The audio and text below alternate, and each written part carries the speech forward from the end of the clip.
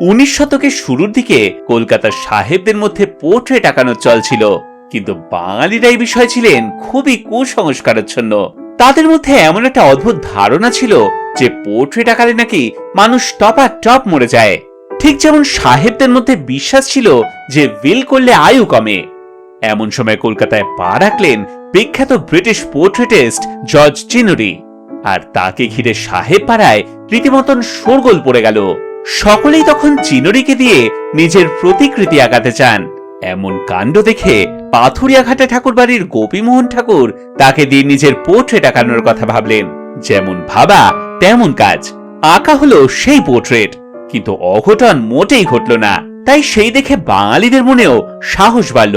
ধীরে ধীরে অনেকেই নিজের প্রতিকৃতি আঁকানো শুরু করলো, যেটা হয়ে দাঁড়ালো আভিজাত্যের অন্যতম একটি পরিচয়।